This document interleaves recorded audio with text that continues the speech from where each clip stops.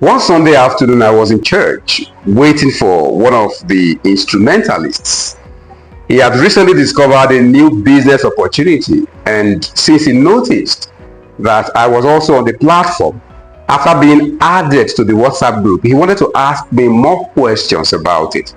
So, while I was waiting for him, I overheard two other guys discussing behind me. Smart guys.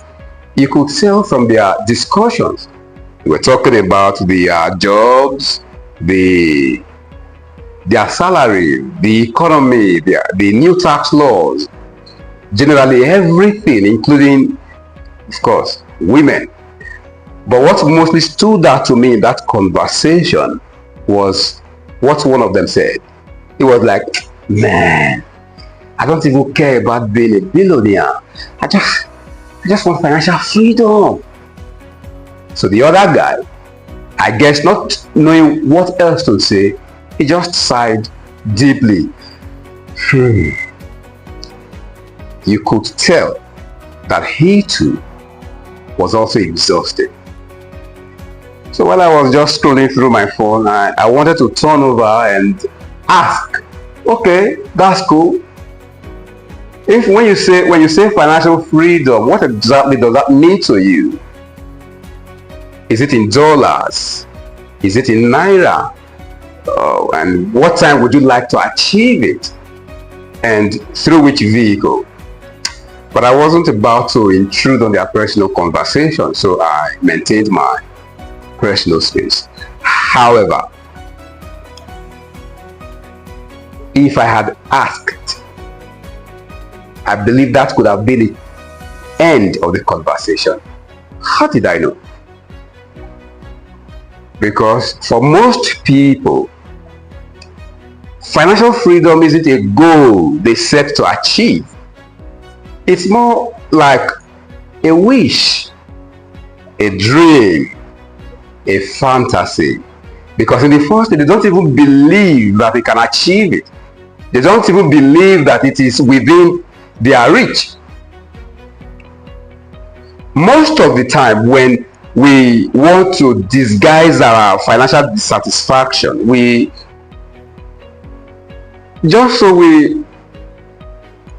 avoid the actual math that it requires for us to determine the exact amount we need to be financially free. We tend to be vague about it, so we invent phrases like financial freedom just so we can calm our nerves, to give us some sorts of hope. Because trust me, financial freedom and everything, the conversation around it comes with a lot of anxiety for most people. It brings worry. Money conversation brings worry. That is why we are vague about it.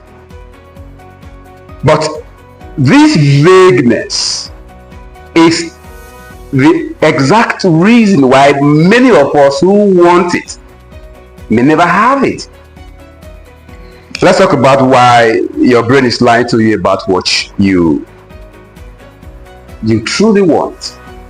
Each time you say financial freedom, what your brain is usually saying is you want to be able to afford anything and go anywhere you choose at any time. You want an end to all your current financial worries. You want to be able to spend money without thinking about it.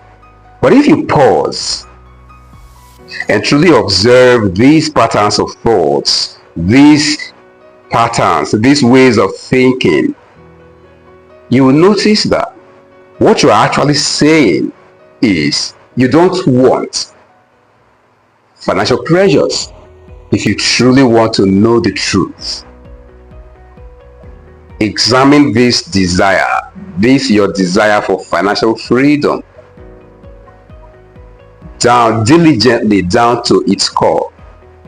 You'll soon realize that it all trickles down to one thing: enough. So what is enough? What exactly is enough? The truth is, the universe that supplies you with everything according to your desires, according to what you want, sees enough as something vague. So he doesn't know how to respond to it. He doesn't know what to do with it. And in the world of wealth creation, nothing can be achieved with vagueness. In fact, it is a form of self-sabotage.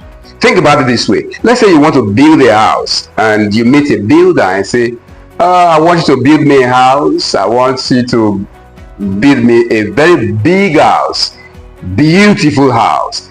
It should exude freedom in and out. It should scream luxury, beautiful painting, everything beautiful. What do you think the builder would do? At best, he'd be confused, because so far, in all the description you have given, you have not communicated anything precise that he'd work with. And any busy builder, just like the universe, who has a lot of clients to attend to daily, will just walk away. Why? Because he doesn't want to waste his precious time on any project that is unclear. For the builder to understand you, he needs some specific information. Okay, what does comfortable house mean to you? Okay, you want to build a house. What kind of house are you looking at? Is it a bungalow? Is it a story building?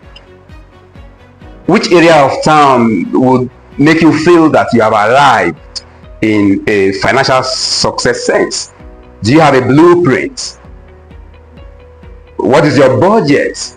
You notice these are specific information that the builder wants to know before he can devise a means, before he can put up a plan, and how he can, before he can swing into action on how he can help you achieve this. Wealth is exactly the same. It wants you to be specific in its pursuit, because it is this specificity that paves the way for the appropriate strategy and the financial vehicle that can take you there. So, if financial freedom or wealth creation in general requires us to be specific, how then do we do it?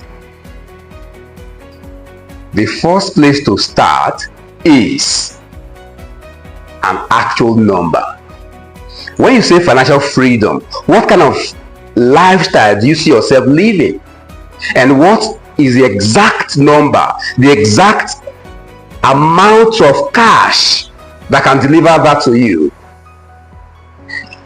Some time ago, I took this exercise, and trust me, I was completely shocked. I couldn't believe how little it took for me to actually achieve the life that I wanted. This single exercise changed my life forever, and it changed how I show up for myself. After then, it changed how I show up for everything that I do in my life. Showed up for everyone around me, everything. Try it. You'll see the difference. What exactly is your number? And if you have ever read the classic, The Richest Man in Babylon, chances are you've already discovered the principle of wealth creation. You pay yourself first, and you put those slaves to work, as George Clason, the author of the book, called them. But aside putting those slaves to work, you also need to know the size of the farmland and how many slaves you need to help you work it. Now, Notice how he intentionally used the word slave to describe money. This concept, this construct, this idea positions you as the king, the master over money. But in today's sad reality, you, the king, have turned yourself into the slave, laboring tirelessly for what is supposed to be your slave. I know you would like to protest, but before you protest, I want to ask you this question. Does your relationship with money position you as the king or the slave? It's not difficult to know. Here's how you know. If you still notice yourself that you are always anxious about money, if you mostly worry about not having enough, you have your answer. But here is what I want you to do. Tonight, find a very quiet place in your room. Get a pen. Get a paper. No phone, no music. Just you, your paper, and your pen. Sit down. Now close your eyes. Imagine you are already financially free. Write down everything that you have. The luxury cars, that big home, including the private jet. Nothing is too small. You think it is too small? Write it down. Think it's too big? Write it down. In fact, no matter how ludicrous you think it is, write it down. Now, when you have the list, look at it, then ask yourself, what is the monthly cost of everything? The moment you name it, it stops having power over you.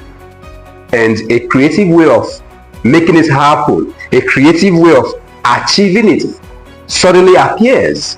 And that is how you begin your journey to financial freedom. I hope this video helps you and it helps you see how easily you can achieve financial freedom. And maybe you want to help somebody close to you, a loved one, a friend, whoever you want to help. Share this video with them and let's begin to erase poverty in this your republic. Until I see you again, free together.